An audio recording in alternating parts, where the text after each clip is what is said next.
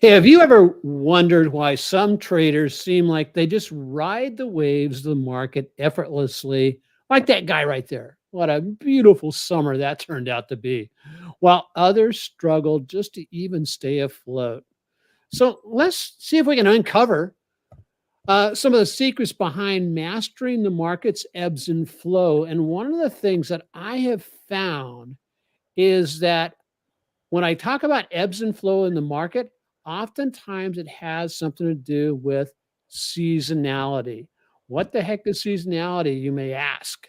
Well, as it turns out, the markets follow a pattern throughout the year. Just say, we are here. This is a composite graph of the returns on the NASDAQ going back to the year 2000. So there's 24 years worth of data here.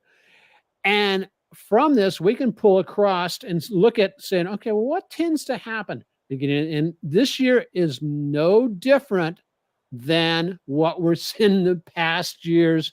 And if you understand this, it can help you adjust your expectations to what to expect going forward. So we take a real quick look at this really quickly. First part of the year, we kind of go sideways, jig and jagging a little bit. Mid-March, we then get into a rally mode, and we continue to rally until about there. Mid to end of July. Then what happens? Well, from there, we tend to go no change to slightly down, and oftentimes a sell-off in the September timeframe. Both Anil and I have experienced that. And then mid-October, we get into that end-of-year rally mode, the pop up here for several months. And then this little tick up at the end of the year that's the Christmas or Santa Claus rally that happens very regularly. And so this pattern, just like the waves at the ocean, repeats itself over and over and over and over again.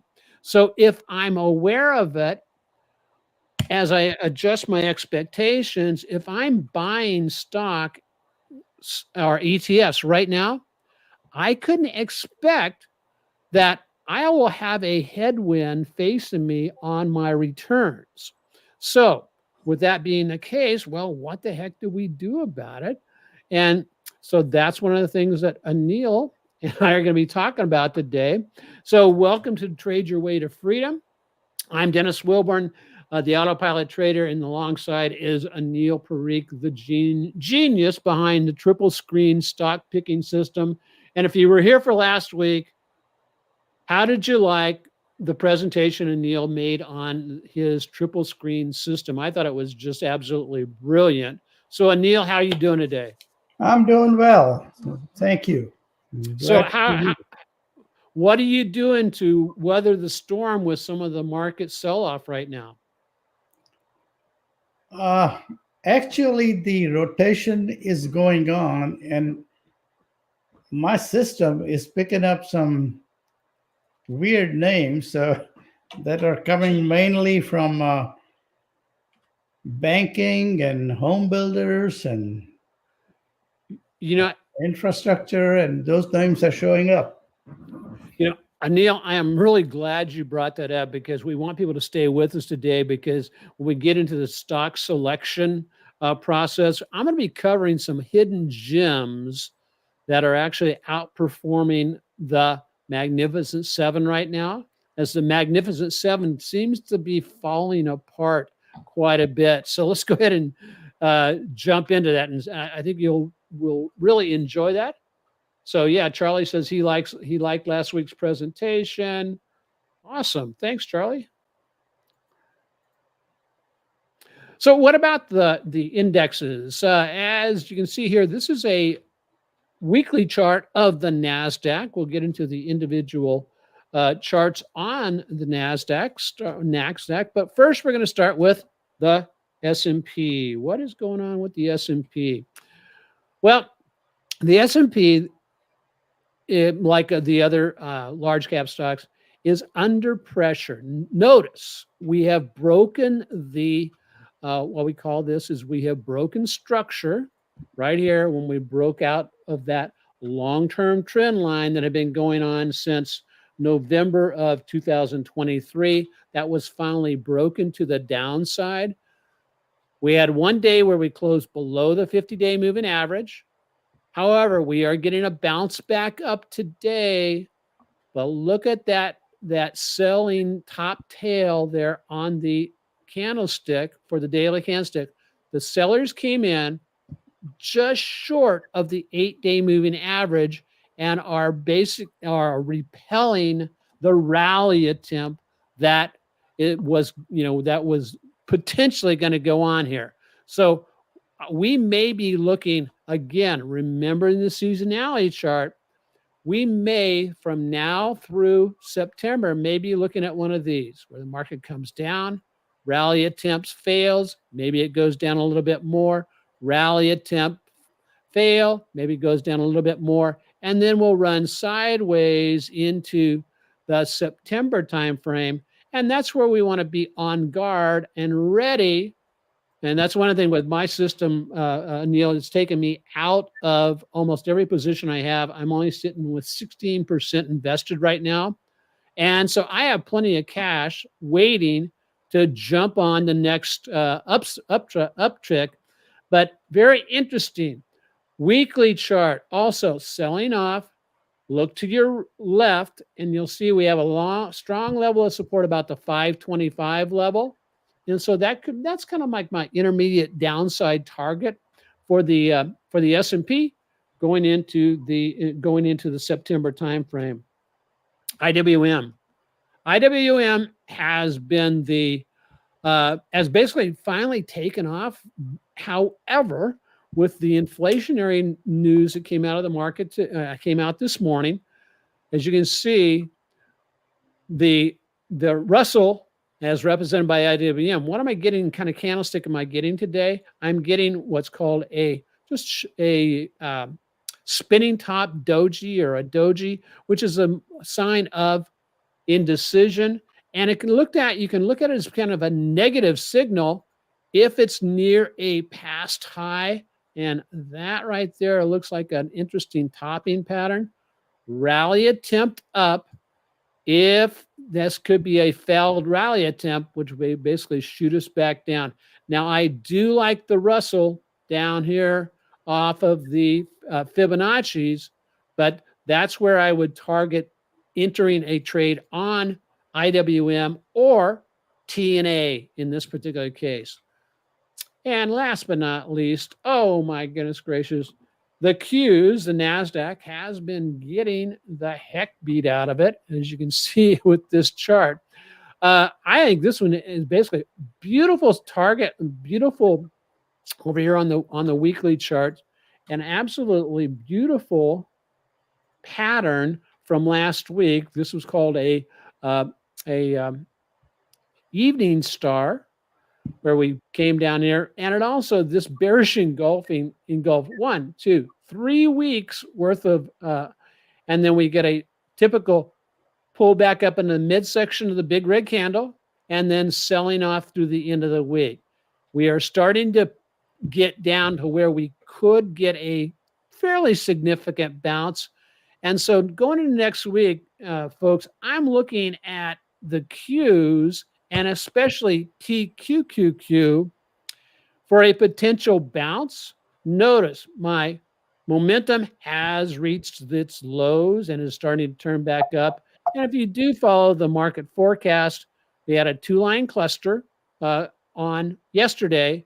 And the rule about the 2-line cluster or a 3-line cluster is within 1 to 4 trading periods after that, we can get a bounce. So Mark lets us know that sell in August with this in disgust. August with disgust. In disgust. That kind of that rhymes, Mark. That's pretty good. And so let's see. Let me click down here just a little bit. So inflation remains a key component of what's going on with the markets. And this latest data shows inflation running hotter than expected. So that brings into question, will we have a rate reduction? So what are your thoughts, guys, out there in watching us online? What are your thoughts on the potential for the small caps? Will they lead the market into the second half of the year? And just put a yes or a no. So, Anil, what are your thoughts about what's going on with the indexes? Will the small caps lead? That's what my chart are telling me, because on SPY and QQQ, actually, I got a sell signal on the daily charts yesterday Wow. or the day before, but the weekly charts are still intact. If I look at IWM, I got a buy signal on July the 10th. Right. On the daily chart, that has not gone away. And the weekly signal we also now have. So it's pointing in some new names coming up. And I'm in my triple screen, triple sword system, I'm picking up a lot of weekly signals on banking stocks, as I said before. Okay. So, yeah, a couple of people joining in here. IWM has held up better lately than the Qs. If we get a rate cut in September, watch out for the thanks for the comments. I really appreciate that, guys, and getting the participation in there. And then Charlie says yes regarding the small caps.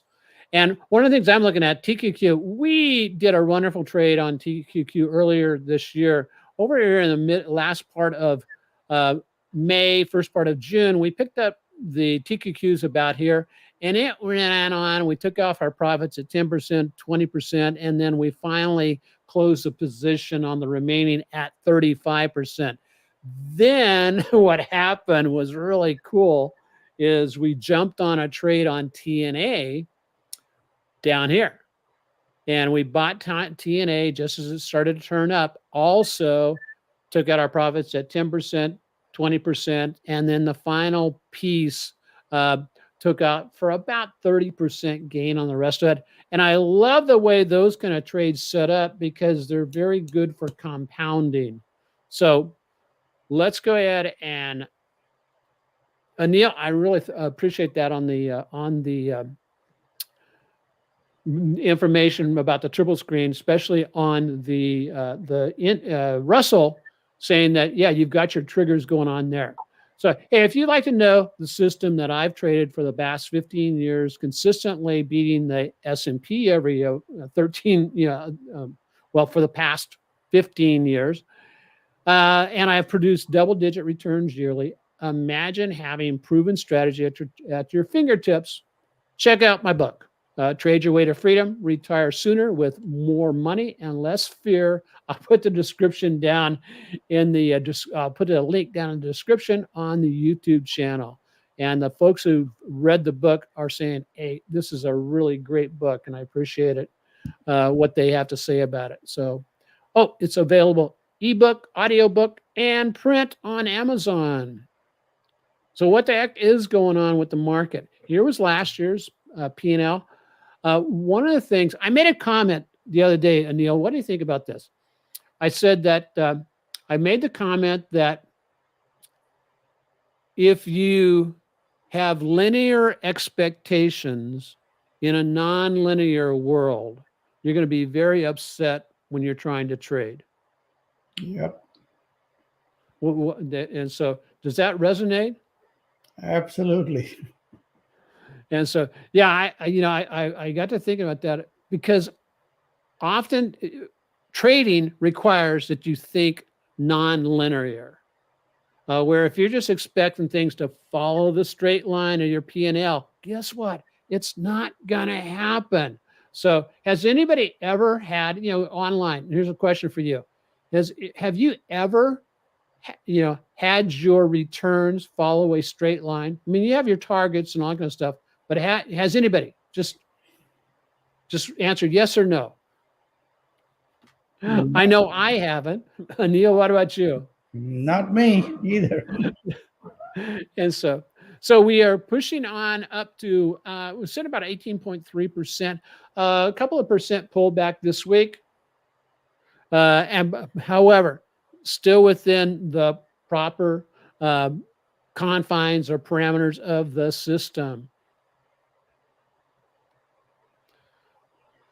So let's jump into our stock picks. Now we've got 4 great stock picks today, and Anil has picked. Let me go back over there. I've left up here. This is a weekly chart of Bitcoin. And just to chew on that a little bit, you may be needing it here shortly. So let's jump over to our first stock. And Anil, your first stock is IBM,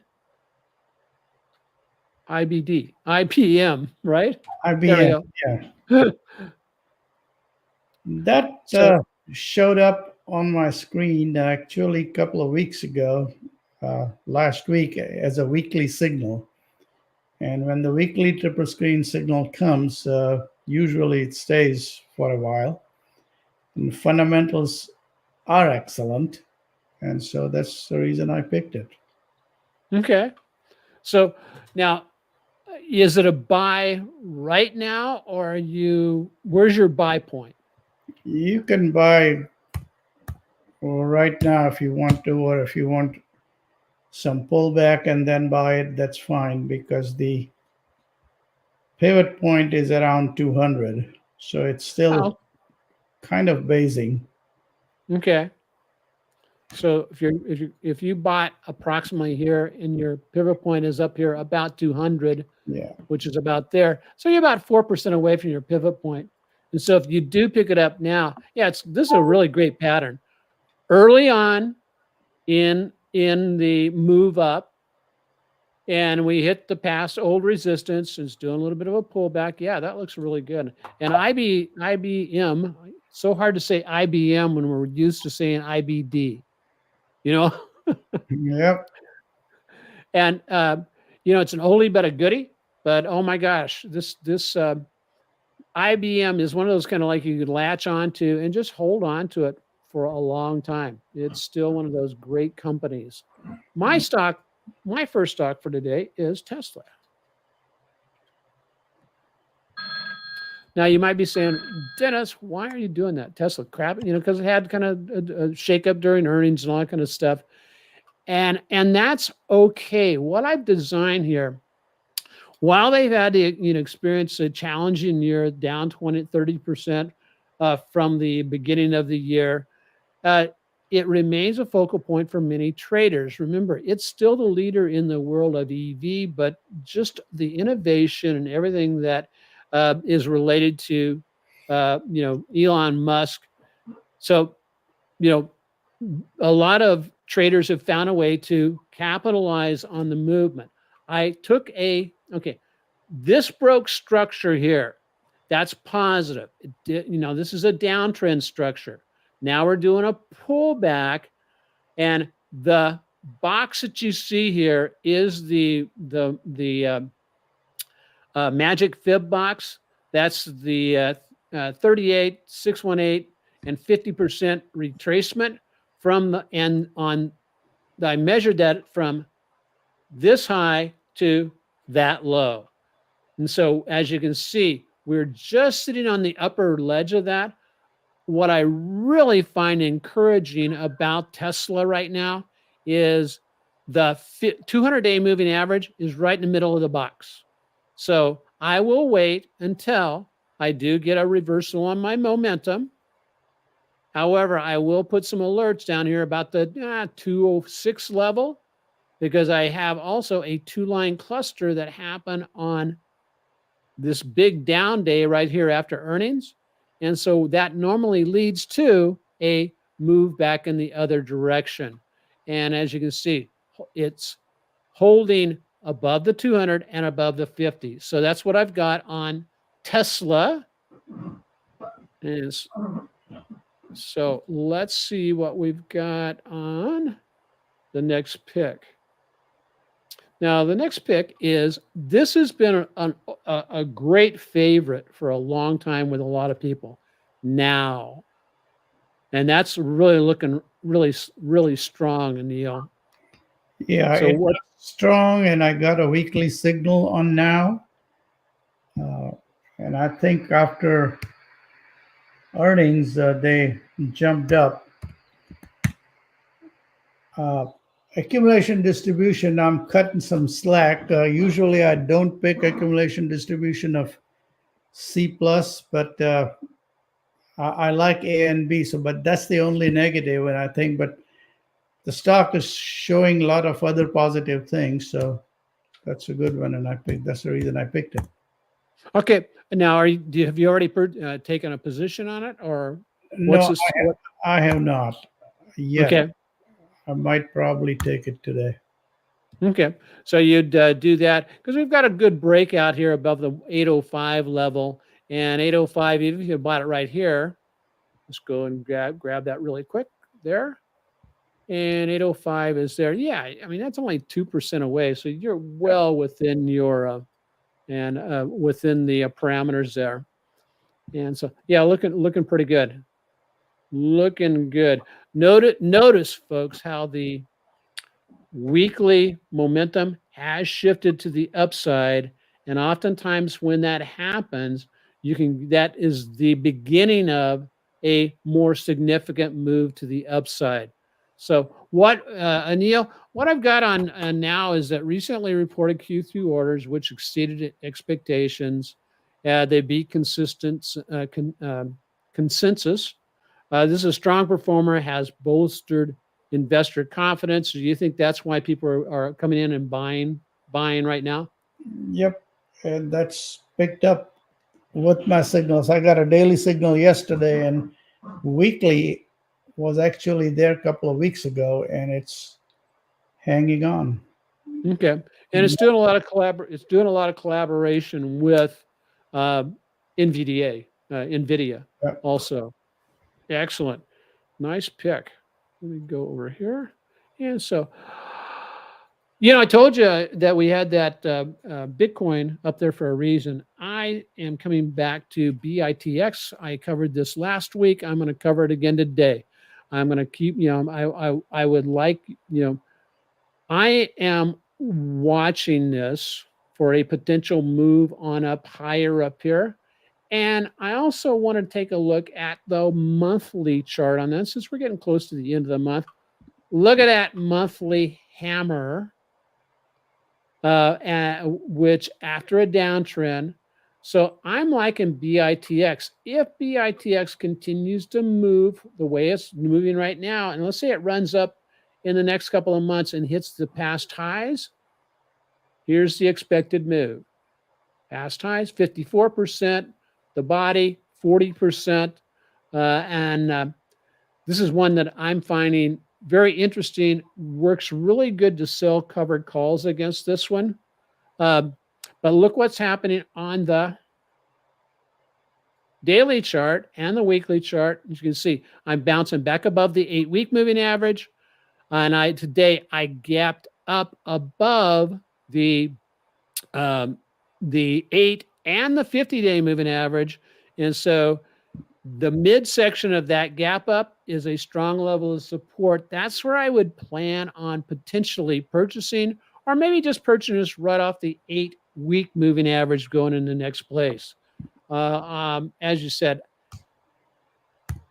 from what I hear is that if the election goes one way in November to favor businesses more, that Bitcoin could in fact really take off. So anyway, what's your thoughts? Well, let me know what your thoughts on right now of the 4 entities. Which one are you going to be checking out to be trading this week?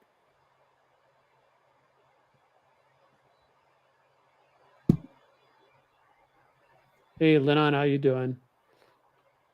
Anybody? How about yourself, Anil? Anything you're going to be checking out here? I think I'm leaning towards both IBM and now. I don't have the position yet, but I'll probably get into that. Okay. Well, Mike Norton, he likes IBM and BITX. Remember, BITX is a 2 times leverage ETF emulating Bitcoin. Great section. Oh, I almost forgot. Here are the 12 or 11 stocks that are beating the heck out of the Mag 7. So I'll read off to you really quick. You can go back and watch the replay. DHI, Pool, SOLV, CBRE, Mohawk Industry, MHK. Here's one of those banks, Anil. CFG, Citizens Financial, Yeah. Lennar, LEN, United Rentals, Pulte Group, Paycom Software, and Builders First Source, BLDR. Yeah, check those out. Hey, Warren, how you doing? Yeah, I'm liking that BITX also. So as I said, I promised you that, and we didn't miss it. So hey, as we learned today, if you're starting your trading journey without a plan and mentor, the odds are against you. How will you? You got to determine how you will adjust your trading strategy to account for the seasonality aspect. Have anybody ever seen that seasonality chart before? I know some of you have, but if you haven't seen that seasonality chart, that can be a real eye opener. So now you know. Make wise decisions and subscribe. Here's one wise wise decision you can make. Subscribe to Market Tech Talk YouTube channel. Hit the bell and get the notifications when we post new content like this podcast that Anil and I do every Friday. Anil, thank you very much for your insight. And I'm really excited. We did really good today. We've kept it below 30 minutes. So, and to all our viewers out there, until next week, trade smart, stay free, aloha, and God bless everybody. I got one more thing to do, Anil. I oftentimes forget the disclaimer. So all materials presented are for trading purposes. Traders should always paper trade any new method prior to the risk of their own personal capital. Past performance is not an indication or promise of future performance. So again, aloha, God bless everybody. Thanks again.